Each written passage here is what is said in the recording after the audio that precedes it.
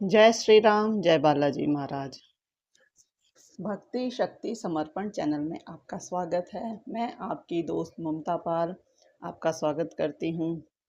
उम्मीद करती हूँ आप सब बहुत अच्छे होंगे और मैं भी बहुत अच्छी हूँ। तो दोस्तों, आज की जो स्पेशल वीडियो मैं बना रही हूँ वो बना रही हूँ जो हमने लास्ट वीडियो डाली थी कि हनुमान चालीसा पढ़ते हुए हमें बहुत समय हो गया लेकिन हमें उसका फल क्यों नहीं मिल रहा है। तो उसी से रिलेटेड कुछ क्वेश्चंस आंसर्स थे जिनके कि जवाब देना मतलब ज़रूरी हो गया था। मैं उन्हें रिप्लाई नहीं कर पाई क्योंकि लिखने में बहुत टाइम लगता है। तो मुझे लगा कि शायद एक का ही ये क्वेश्चन नहीं होगा और भी बहुत सारे लोगों के इस तरह से क्वेश्चंस होंगे। तो क्यों ना मैं इस पर वीडियो ही बना देती हूँ जिससे कि सभी को उनके क्वेश्चंस के आंसर मिल जाएंगे।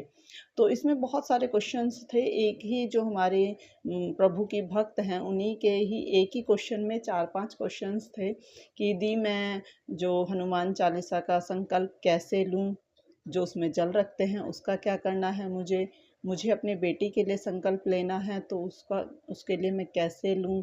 फिर उनका एक और क्वेश्चन था कि जहाँ पर तुलसीदास जी का नाम लिया जाता है वहाँ पे मैं क्या नाम लूँ। इस तरह से उनके 4-5 क्वेश्चंस तो उन्हीं के थे। तो मैं उतना रिप्लाई नहीं कर सकती थी।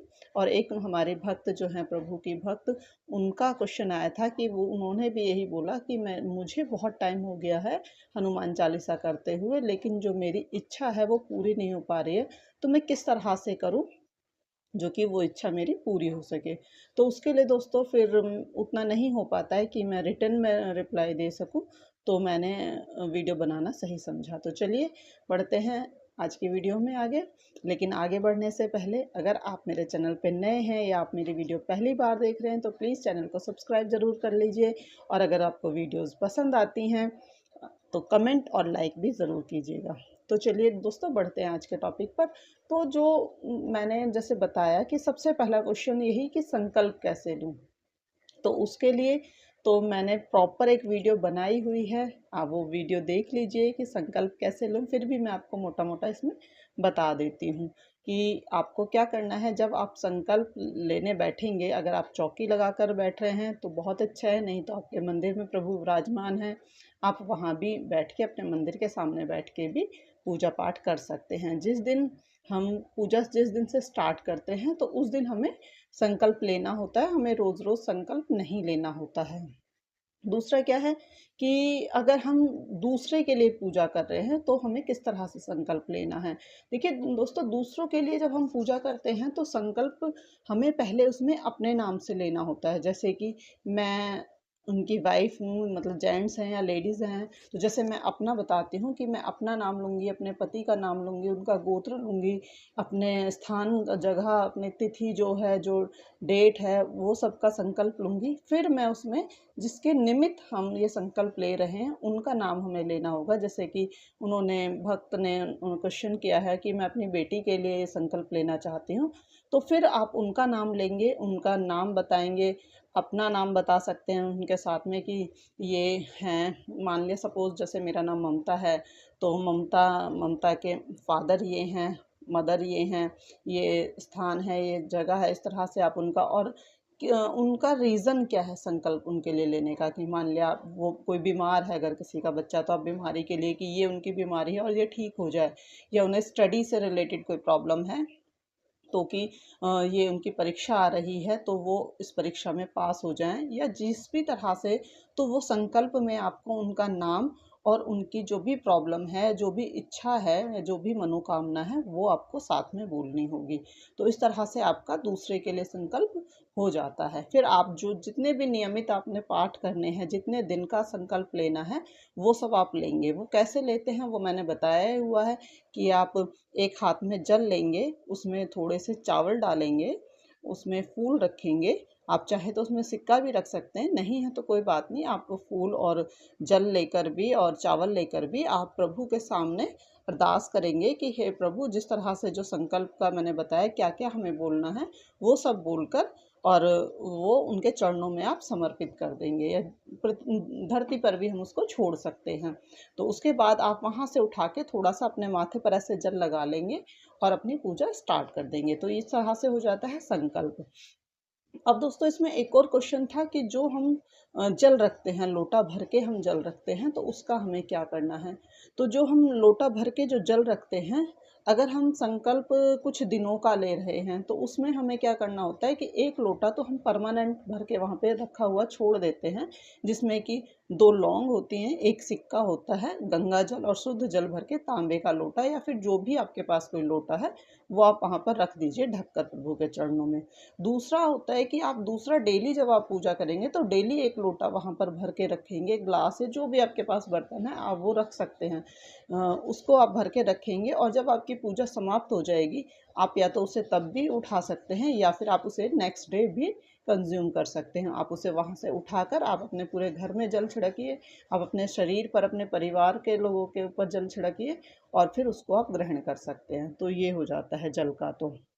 और जो परमानेंट एक लोटा रखा हुआ है, जब आपके संकल्पित दिन पूरे हो जाते हैं, जितने दिन का आपने संकल्प लिया है, तो वो फिर आप वहाँ से उठाकर उसको पूरे घर में छिड़केंगे। सेम जैसे मैंने पहले ही बताया हुआ है, लौंग को और सिक्के को आप संभाल के अपने पर्स में या तिजोरी में रख लेंगे और जो जल है उसको पूरे घर में छिड़केंगे, सभी के ऊपर छिड़केंगे, उसको पीने के लिए सबको देंगे और उसको आप भर के भी रख सकते हैं कि जब भी कोई इम्पोर्टेंट काम पर आप जाएं तो उसे पी कर जाएं।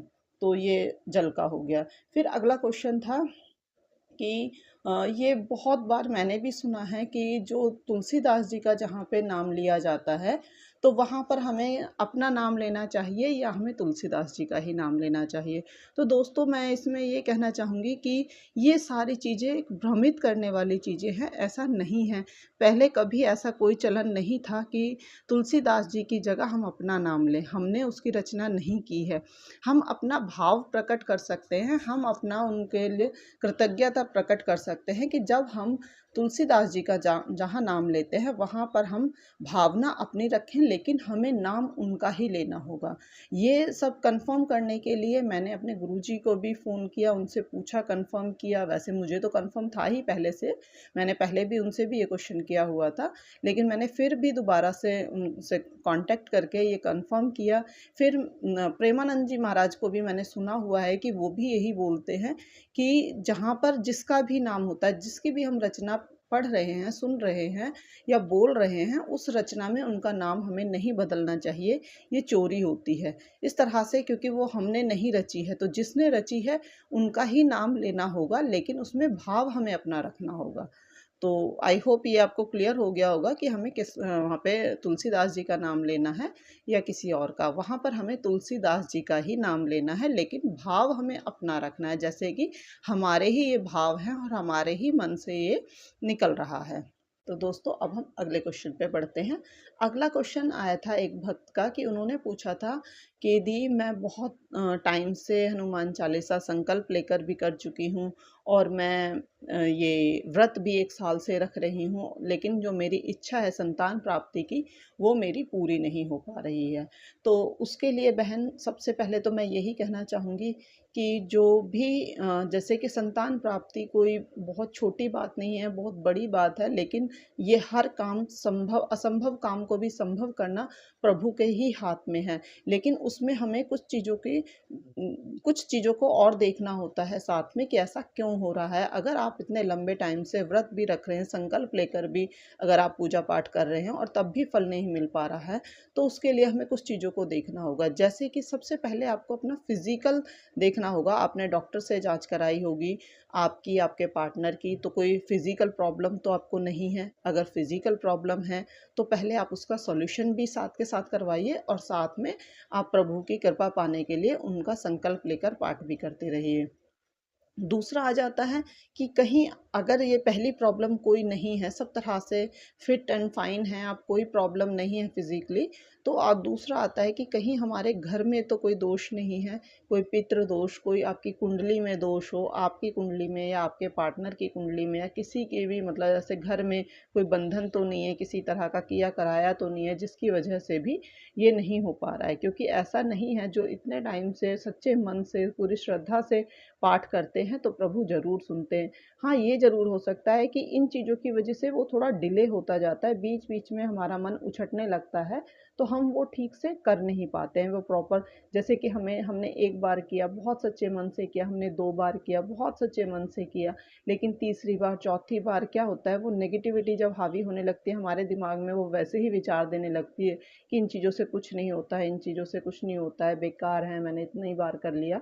तो इन सब चीज़ों का साइड इफ़ेक्ट होता है, तो वो कहीं न कहीं हमारा, हम करते तो रहते हैं लेकिन हमारा मन वहाँ से डामाडोल हो जाता है, मन भटक जाता है, तो उस वजह से भी हमें पूरा फल नहीं मिल पाता है। तो सेकेंडली आपको ये देखना है, अगर ये दोनों आपके ठीक हैं और उसके बाद भी आपको फल नहीं मिल पा रहा है, तो फिर मैं आपको एक ही सलाह दूँगी कि जो आपको पाठ करना है, अब की बार आप सच्चे मन से दोबारा से संकल्प लीजिए, जितने दिन का आप ले सकते हैं, जितनी आपकी कैपेसिटी है बॉडी की, 11 दिन का, 21 दिन का, या फिर 100 पाठ चालीसा का, जैसे भी आप ले सकते हैं वैसे संकल्प लीजिए। और आपको जितने पाठ हनुमान चालीसा के रखने हैं वो पाठ आप रख सकते हैं, 3 पाठ, 7 पाठ, 11 पाठ, 21 पाठ, जो भी आपकी कैपेसिटी है आप रखिए। लेकिन आपको जो हनुमान चालीसा का पाठ करना है वो संपुट लगाकर करना है। तो संपुट आपको किस चौपाई से लगाना है, तो चौपाई है सुंदरकांड की चौपाई है, सभी जानते हैं, बहुत ही अद्भुत और बहुत चमत्कारी चौपाई है। इसके ऊपर भी मैंने पूरी एक वीडियो बनाई हुई है, शायद आपने वो नहीं देखी है, वो आप देख लेना एक बार। लेकिन मैं इसमें थोड़ा-सा आपको बता देती हूँ कि आप जब पूरी आप चालीसा पढ़ेंगे तो उसमें आप चौपाई का संपुट लगाएँगे। हर उस पे जो दोहा है उसको ख़त्म होने के बाद आप उसको चौपाई का संपुट लगाएँगे। स्टार्टिंग में भी और मतलब लास्ट में भी, ऐसे करके आप संपुट लगाएँगे। लगाना किस चौपाई का है? कवन सो काज कठिन जग माही, जो नहीं होई तात तुम पाही। इसका मतलब है कि ऐसा कोई भी काम नहीं है, इस संसार का ऐसा कोई काम नहीं है जो कि प्रभु बालाजी महाराज नहीं कर सकते हैं, हनुमान जी जिस काम को नहीं कर सकते हैं। वो जागृत देव हैं, इस समय भी वो पृथ्वी पर हैं, वो आप उनको फ़ील कर सकते हैं हर चीज़ में। वो पवन पुत्र हैं, पवन की तरह आते हैं, पवन की तरह जाते हैं। जो ये हवा है उसमें भी आप बजरंगबली महाराज को महसूस कर सकते हो। तो ऐसी कुछ नहीं है जहाँ पर प्रभु नहीं वास करते हैं। तो आप विश्वास करके, श्रद्धा रखकर आप पहले वो सारी चीज़ें आप चेक कीजिए कि इन सब में कोई प्रॉब्लम तो नहीं है। वो भी आपका डॉक्टर ट्रीटमेंट चलना है वो भी चलाइए, साथ में आप हनुमान जी की पूजा स्टार्ट कर दीजिए। आपके घर में कोई दोष है या कुंडली में कोई दोष है उनको दिखाइए, वो आप साथ में उनकी रेमेडीज़ करते रहिए और साथ में आप हनुमान चालीसा का पाठ करते रहिए। अगर वो चीज़ें नहीं हैं, सब क्लियर है, तो आप फिर ये संपुट लगाकर आप कीजिए और देखिए आपकी बहुत जल्दी मनोकामना पूर्ण होगी, बहुत जल्दी बालाजी महाराज सुनेंगे। लेकिन इसमें कुछ ये आ जाता है कि जैसे हमारे पिछले कर्मों की वजह से हमें जो दंड भोगना पड़ता है, जो काम हमारे होते हैं, तो उसमें थोड़ा समय लगता है। तो आपको पेशेंस रखना होगा, क्योंकि पेशेंस रखकर आप जब लंबे टाइम तक ये काम करेंगे तो ज़रूर ज़रूर ज़रूर फल मिलेगा आपको। तो आप विश्वास करके कीजिएगा इसको। और बहन का एक क्वेश्चन आया था कि जो मैंने भी पीछे वीडियो डाली थी पंचमुखी महाराज जी की, पंचमुखी हनुमान जी की जो वीडियो डाली है, तो उससे उनका क्वेश्चन था कि दी मैंने भी अपने घर में हनुमान जी की फ़ोटो रखी हुई है, उनको रूम में उनकी तस्वीर लगाई हुई है साउथ फेसिंग करके। तो जो आपने पूछा था ये आपने बिल्कुल सही किया हुआ है। वैसे तो मंदिर में रखनी चाहिए, अगर मंदिर में आपके जगह नहीं है किसी भी रीज़न से, तो आप उस रूम में भी लगा सकते हैं। लेकिन सिर्फ आपको इतना ध्यान रखना है कि उनकी सुबह शाम उनको धूप दीप दिखानी है, दिया दिखाना है, उनके नाम के चालीसा पढ़नी है, उनके नाम से जो भी आप जितना कर सकते हैं उतना आपको करना होगा। लेकिन ये बिल्कुल सही है कि आपने अपने घर में साउथ फेसिंग करके पंचमुखी हनुमान जी की तस्वीर रखी हुई है। तो दोस्तों ये कुछ क्वेश्चंस थे जिनके आंसर बहुत ज़रूरी हो गए थे मुझे देने, लेकिन मैं उन्हें रिटन में नहीं दे पा रही।